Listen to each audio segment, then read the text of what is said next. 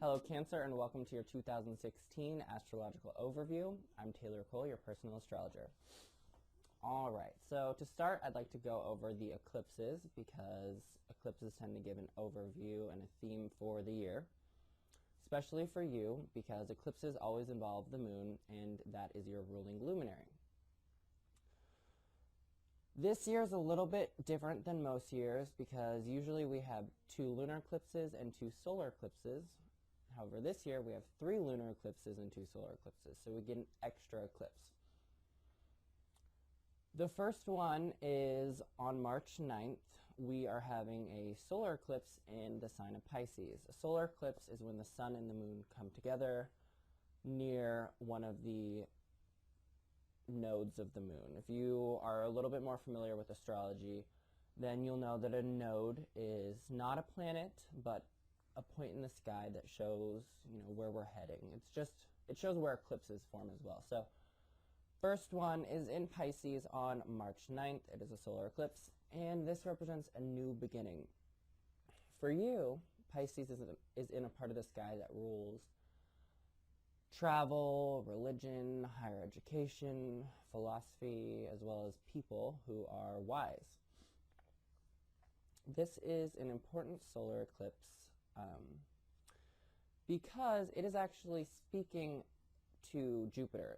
So down to the very degree, they are opposite signs. Jupiter is exactly opposite the sun and the moon for this solar eclipse, which is very powerful. And then on top of it, Saturn is pretty close to speaking this. It's 2 degrees apart from an exact conversation with the sun and the moon, which adds more energy and more importance to this eclipse.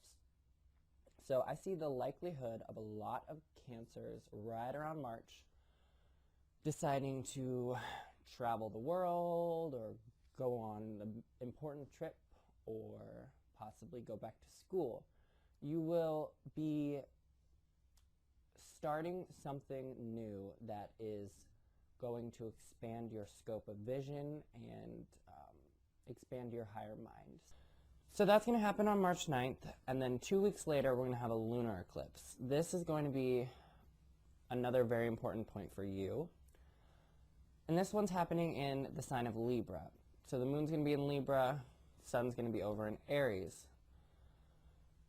Libra is at the very bottom of your chart, and Aries is at the top. So we are going to see an ending, because lunar eclipses tend to indicate a culminating point followed by a period of release.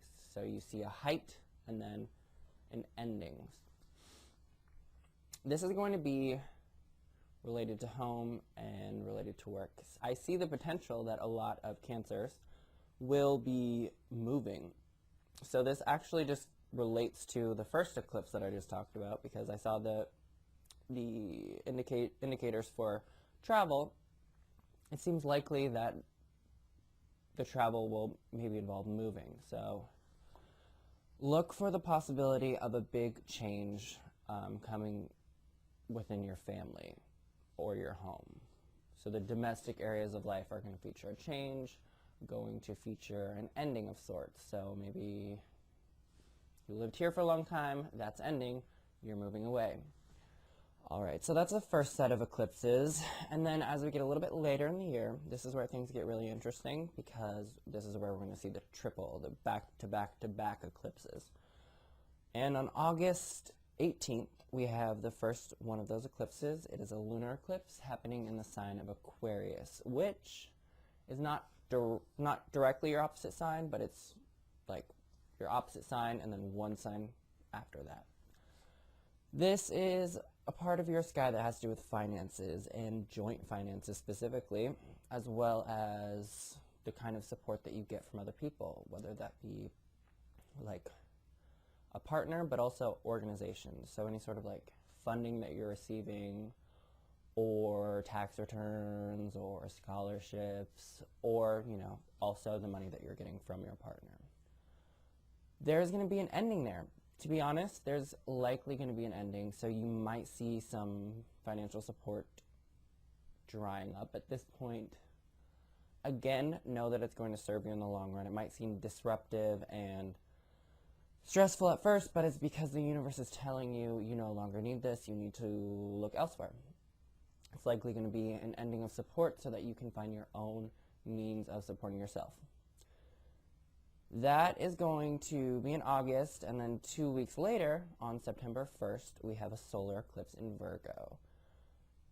So Virgo is 2 signs away from you, 2 signs after, and it is representative of, for you, it's representative of your learning, what you know. It's representative of areas of life where you're communicating a lot. So this can be any sort of presentations you do fall under this part of the sky. This is commerce and trade. This has to do with your siblings and your neighborhood as well. So a broad area of subjects are covered in this part of your sky. So it's likely that you will see a new beginning there. It could very well be something new happens with one of your siblings. Could be, again, this could represent moving to another neighborhood. It also can be just new information you're getting, which is in some way putting you on a new path. Eclipses really, for you, being that it involves the moon and you're a Cancer, just speak to your whole life, really. So you're going to be getting information that really changes your whole direction for at least the next 6 months until we get to the next eclipse season, which is going to be in 2017. So we're not going to talk about those ones, but it is going to be a big event for up until that period. Then 2 weeks after, we're going to get the last eclipse of the year on September 16th. This is a lunar eclipse taking place in Pisces. So the sun will be in Virgo still, moon will be over in Pisces. This is an ending. Like we talked about, lunar eclipses are endings. So you will be seeing, likely, a change in your philosophies and your belief systems. Maybe you went and you did move away earlier in the year during the first set of eclipses. Now you're realizing this place didn't bring you what you expected, and you have to come back home, or, you know, it could be that you have been traveling and now you're going to come back home and not be traveling anymore. But it is just likely, for all Cancers, going to be representative of a new understanding of what you are leaving behind as far as your belief system is concerned. So letting go of old beliefs. There's a potential too, big schooling decisions are made. I could see this being some of you leaving school, some of you deciding that you are changing majors or no longer want to attend the school that you're attending and you decide you need to go somewhere else. So that's a big theme. Really, the whole entire year, all of the solar eclipses are in some way relating to what you know versus what you believe. So faith versus, facts. You're going to be doing a lot of questioning of your belief systems, and this is going to be kind of a year of soul searching. It's also likely that there will be travel. So all of that is just the eclipse cycles of the year, but then we also have a lot of other stuff going on. For instance, usually we have 3 Mercury retrogrades per year. This year we have 4. So again, this is a lot of questioning because Mercury retrograde brings questioning to us all. We have to rethink things. We have to go over the facts and the details of what we've been working on. This is a time for fact-checking. This is a time for editing, revising, all of that. Not necessarily the best time to be starting any major projects. Usually. Sometimes it is okay, but that's more of a specific situation. But in general, rule of thumb, don't start anything super major. So the first one is happening on January 4th. So we're pretty much starting the year with a retrograde. It's starting in your 8th house, which is the part of the sky that's like the joint finances part that we talked about before. But very quickly it's going backwards, because that's what a retrograde is, planet moving backwards. It's going into the part of the sky that has to do with your partnerships and the people you're closest to. I see you likely are going to be rethinking and questioning any sort of joint financial ventures that you are involved in.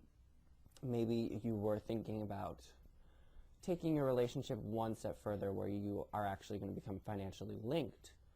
And then you're going to have to do some, reconsidering of this. It doesn't mean you're not going to do it, but you will have a period of about 3 weeks to consider all the details of that.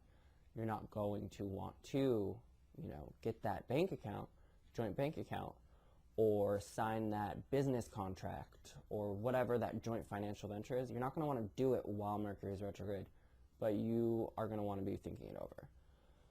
All right, so that's the first one. The next Mercury retrograde is happening from April 27th to May 23rd, and it is happening in the sign of Taurus, which is 2 signs before your sign, which has to do with your friendships, your social circle, your big picture dream in life. And really, it has to do with where you see yourself going. So it's about the dream, not necessarily the end result of it. It's the dream for the dream's sake. You're going to be reconsidering what it is that your dream in life is, what your goals are. You're going to be thinking over your friendships as well. You're going to be seeing where it is that you still do have common ground with these friends, where it is that you have gone on separate paths and adjustments need to be made in your friendships. Sometimes your friends don't need to last forever. The ones who are supposed to stay, stay. The ones who are not, you don't need to feel like it's absolutely important to try to find common ground with someone that there is no common ground anymore. So just embrace whatever changes occur, really. But do be thinking over all of your friendships, all of your goals and dreams. If you've been working towards a goal and dream of yours, and you've been creating a project regarding it, so maybe you've been designing a website for a business goal, or working on a written project that is helping you reach your goal, now it's time to revise. All right, and then the third one is going to be August 29th to September 22nd, and it is happening in the sign of Virgo, which is the 2 signs after yours. And again, this is all about what you know. So the facts. It's also about communication. It's about your local neighborhood and your siblings, cousins, neighbors, extended family members. Not your parents, but all those other family members. This is the time to rethink what you know. Consider, do I actually know? This is a time for fact-checking. This is a time to think over long-held thoughts. Maybe you learned something a long time ago, you've been considering it fact, and now you're going to be realizing, where did I get that information from? Did I check my source? Maybe you didn't, so maybe it's time to check the source. It's also time to maybe get back in touch with a sibling, neighbor, or extended family member, cousins, that you've lost touch with. Because you're going back with Mercury retrogrades. You're going back and connecting with these people again. So do that, touch base with your siblings. Call your cousin. Go bring muffins over to your neighbor, something like that, It's not necessarily that you will, rekindle whatever relationship you had with them, but you'll get closure because you will have known that you've gone over, touched base, seen how things are with that person. And then we have the final Mercury retrograde, which is starting in the part of the sky that is all about your relationships, your close one-on-one relationships. This is your romantic partner. This is your business partner. This is your closest friend or closest friends. Starting there, and then it's moving backwards into a part of the sky that has to do with your daily work, your daily routines, your health routines. So the way that I merge those, the way that I understand this to be, is likely you are going to be seeing do you live in a similar enough way with these people? You're going to be thinking, how do my relationships align with my daily life? Can I follow my ideal routine? Can I get everything done that I want to while having this person in my life? And you're going to be questioning that. And for some of you, yes, the answer will be yes. You totally can keep this relationship and live the daily life that you desire. For some of you, it will not be that way. For some of you, you will find that the answer is totally no. You have goals of what you want to do with your day. This person is not on the same page and in fact is holding you back. So it is something to be considering as we close the year. Just really look at that area of life.